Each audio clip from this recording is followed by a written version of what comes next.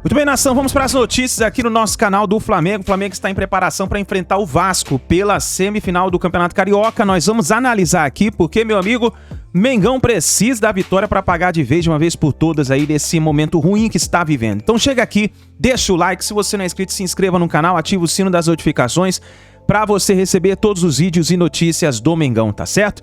Vai rapidinho e se inscreva e vai nos comentários e arrisque o placar, tá certo? Então bora pro vídeo de hoje, vou deixar aqui os canais, o crédito aos canais aqui da ESPN e também ao canal o All Sports, link na descrição do vídeo. Vamos então reagir aqui às notícias do Flamengo. Nossa, elogiando o Fernando Diniz, ele disse: a única maneira de jogar contra o Fluminense do Diniz é apertar no campo dele, sufocar, não deixar sair jogando e causar desconforto. O Flamengo fez exatamente isso. A escalação foi por isso, a presença do Matheus França, não do Matheus Gonçalves, também se justifica por isso. Jogador com mais força física, além de muito habilidoso. Matheus Gonçalves é mais levinho, né, mais faceiro, como diz o Arnaldo, jogador mais leve, rápido.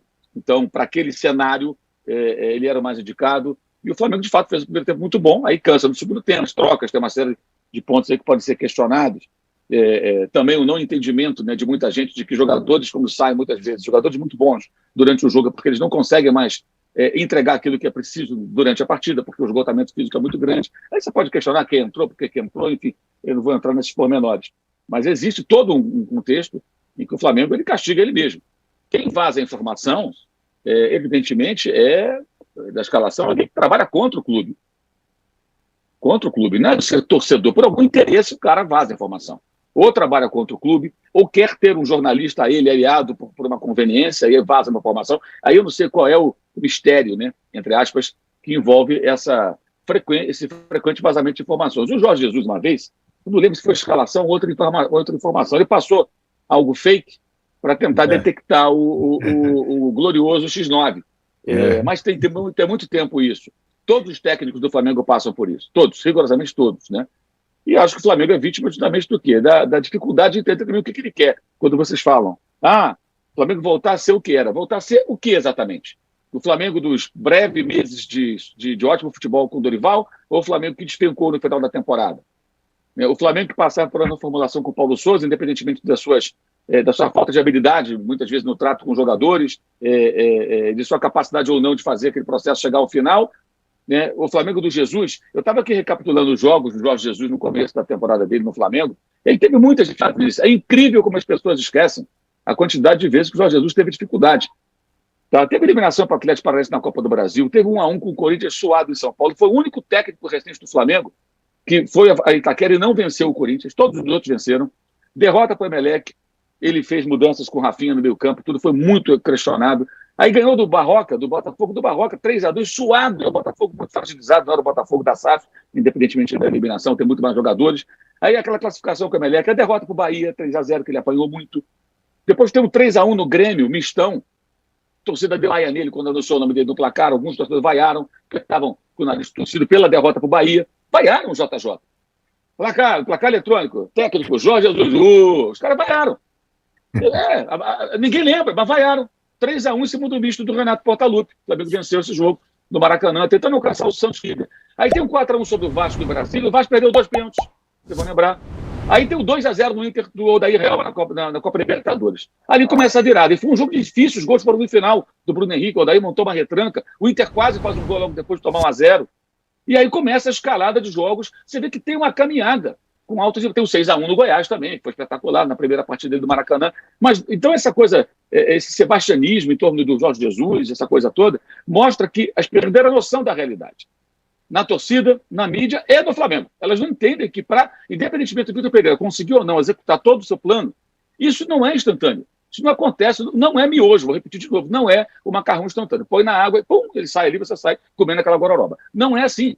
É um processo que leva tempo. Agora, eu acho que o time tem apresentado algumas virtudes, o técnico tem acertos e tem erros, né? Não acho que os jogadores não estão se esforçando, um time que empata não, vence o jogo no último lance contra o Del Valle, depois perdeu nos pênaltis, vencendo, não é um time sem vergonha, não é um time preguiçoso. A entrega dos caras no primeiro tempo no jogo contra o Fluminense mostra isso também. Não acho que os jogadores não estão correndo e tal, não vejo dessa maneira. Vejo um processo difícil, de uma mudança de comportamento, de uma diversidade que ele tenta colocar no sistema de jogo e tudo mais, e isso não é instantâneo. Mas as pessoas não querem entender. Quem acompanha futebol internacional sabe que não é assim. Há N exemplos de times vitoriosos que levaram tempo para serem formados. E transições que existem, como a do Liverpool hoje, deu de 7-0 no domingo, todo mundo fala do Liverpool. Quem está acompanhando o Liverpool? Um time que tropeça em pequenos durante a temporada, que fica fora da zona de classificação da Liga dos Campeões, que toma uma pancada como tomou do Real Madrid em casa. Por quê? Porque está passando por uma transformação, né? Jogadores novos chegando, o técnico fazendo os ajustes. Então, é uma transição com o mesmo treinador. O futebol tem isso também. E as pessoas acham que se o Jorge Jesus, no meio do ano, voltar para o Flamengo, que ele vai chegar, como eu digo sempre, com a varinha do Mago Merlin, plim, e tudo vai ficar maravilhoso. Não vai.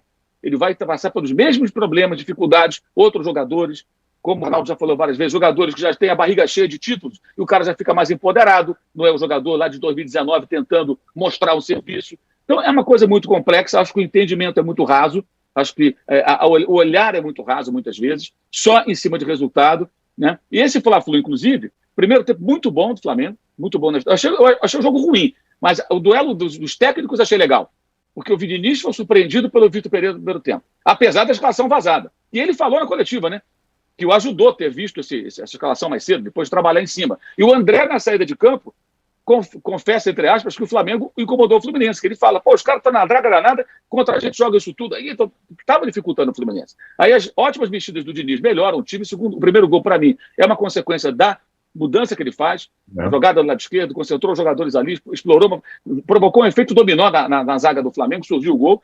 Agora, depois disso, o Fluminense não teve grandes chances, o Flamengo também não teve grandes chances, o gol foi bem aleatório, um chute errado do Cano, um chute mascado do Pirani, né? O Fluminense ocupou a área do Flamengo e foi para o desespero e venceu o jogo. Mas não foi como o 2-1 que o Paulo Souza venceu no passado, o jogo do Hugo, que o Fluminense merecia vencer, o Hugo fez 80 defesas, nunca mais conseguiu fazer algo parecido, o goleiro, o Hugo, que agora está na reserva da reserva. Então, eu acho que ia ser tudo muito, muito raso. O Flamengo tem esses problemas todos, que ele não consegue lidar com eles. Então, o Flamengo se organiza nas finanças, aqui e ali, mas politicamente é um caos, né? E a análise sempre é muito rasa, sempre em cima de resultados instantâneos. E não sabe estabelecer prioridades. Coloca o Campeonato Carioca hoje como se fosse do patamar do brasileiro. Para mim, vou repetir o que eu já falei várias vezes para encerrar essa longa primeira fala minha, peço até desculpas. O Campeonato Carioca, como qualquer estadual, para times fortes que podem brigar por algo maior, é pré-temporada. Para times que não têm possibilidade, Copa Libertadores, Copa do Brasil e Campeonato Brasileiro, ele pode ser tudo até, porque é a chance de ganhar alguma coisa. Clubes como o Flamengo, com orçamento que tem, com jogadores que contratam e pode contratar, deveria encarar isso como pré-temporada. Mas as pessoas são incapazes de fazer isso. E aí surge esse processo de fritura, que realmente ninguém sabe se o técnico vai aguentar, porque pode ser insuportável. E já surgem os rumores, né? Até rumor de que ele quer fazer acordo para ir embora. Até isso já surgiu. Então, agora, quem é que vaza isso? É pior que vazar a escalação. Vem de dentro do clube. Os caras jogam contra. E alguns são extremamente desleais, porque algumas coisas são mentirosas, como aquele... Lembra da versão que o Rogério Ceni era detestado pelos jogadores? Você deve lembrar disso. Sim, o que acontece com todo o Flamengo e São Paulo? Teve vários depois disso, né? Todo mundo vai lá abraçar o Ceni. Vocês viram o que aconteceu agora? A ESPN entrevistou o Ceni lá no Bola da Vez, no programa Bola da Vez. Vídeo na piscina. Vídeo na piscina, brincando com o técnico. Pô, para quem detestava o técnico, né? E falavam isso na época. Por quê? Porque interessava enfrentar o Rogério Ceni, porque ele incomodava algumas pessoas ali dentro. Tinha gente que não gostava do cara. Oi? Quem falava? Não lembro. Isso foi vazado? Isso foi vazado. Não, tudo bem, mas não lembro onde está o texto. Não lembro do texto. Porque, Paulo, peraí, você não entendeu. Eu estou dizendo que as pessoas vazam, que nem vaza escalação, vaza rumor de que o Vitor Pereira está forçando a barra. Mas de dentro do Flamengo se vaza e isso sai a todo tempo na mídia. Estou falando que alguém escreveu. Acesso à informação. O papel do jornalista isso é óbvio. Isso é evidente, né, Paulo? Peraí, não fala assim que fica parecendo que eu estou junto com o Venier. Eu nem falei do Venier. O Venier Casagrande está certo, ele deu informação, óbvio. Eu estou dizendo, o lado do jornalista está perfeito. O lado do clube é que é uma bagunça. Porque toda hora tem vaza. Esse é o ponto. Isso não acontece no Palmeiras. Isso não acontece no Corinthians. Mas esse é o ponto. Mas esse é o ponto que o Flamengo tem que resolver. É lógico que tem que resolver.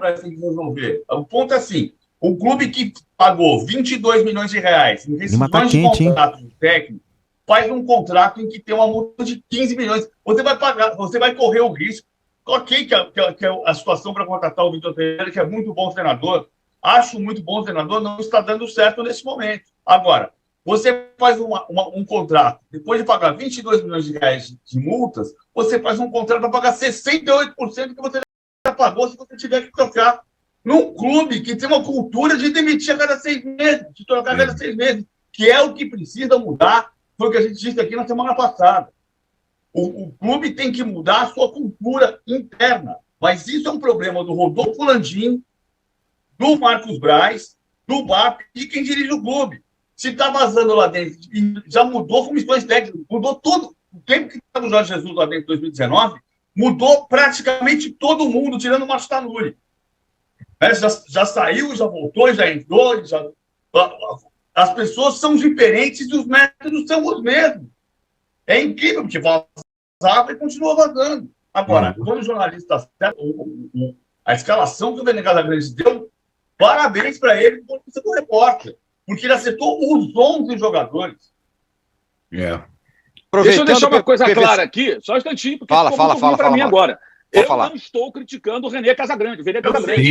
Eu estou criticando a diretoria. Eu estou criticando a diretoria que você está criticando. Mas a gente precisa citar o nome das pessoas. Peraí, você está confundindo as coisas. Peraí, você está colocando uma coisa que eu não falei, cara. Não, eu não falei do Verê. Eu estou falando que na época do C vazava por vários caminhos, tá? Agora mesmo, na quarta-feira, tinha gente dos corredores lá de imprensa do Maracanã, eu não estava, mas eu estou sabendo, passando para repórteres o seguinte, influenciador, tá? Olha, para repórteres. Chega no repórter, olha, o cara está pedindo, forçando a barra para sair, ele quer fazer acordo. Algum colega, eventualmente, passa adiante. É isso que eu estou dizendo. Não foi o Verê. O Verê está correto. Se eu tenho informação, você tem informação, a gente vai dar. Esse não é o problema. O problema é óbvio que é do Marcos Braz, é do Landim, concordo totalmente com você. Eles são os responsáveis. Agora, lá dentro é um ninho de cobras e esses caras não conseguem controlar. O que eu quero dizer é o seguinte, o Flamengo, tá? Tem gente lá dentro que vaza de tudo para prejudicar o Flamengo, com algum interesse próprio. Esse é o ponto. Nenhum clube grande do Brasil tem isso. E a culpa, é claro, é deles. É do presidente e é do vice-futebol e daqueles que batem em cargos de chefia de responsabilidade. Sobre o Verê, é óbvio, é evidente que ele fez o trabalho dele. Eu faria, você faria, qualquer um de nós faria. Tendo informação, a gente vai dar. Se o meu tempo de cobertura de clube e jornal tivesse internet, eu tivesse escalação, também dava. Também publicaria. Na época não havia isso. Então, isso para mim fica bem claro. O problema não é o Verê Casagrande, que eu nem citei, você citou. O problema é o Flamengo. A incompetência do Flamengo, da zona que é o Flamengo. E a quem interessa isso? Meu amigo, o negócio pegou fogo aí, hein? Pegou fogo aí o debate entre o PVC e o Mauro César, falando aí sobre a situação que está acontecendo no Flamengo. Nação, vamos fazer o seguinte, página virada, já passou o que passou, agora é pensar no Vasco. Para você, quem vence o clássico? Escreva nos comentários, escreva de qual localidade, cidade, estado você está assistindo nossos vídeos e escreva o seu placar. Arrisque o placar nos comentários. Quem vence o clássico e chega na final do Carioca?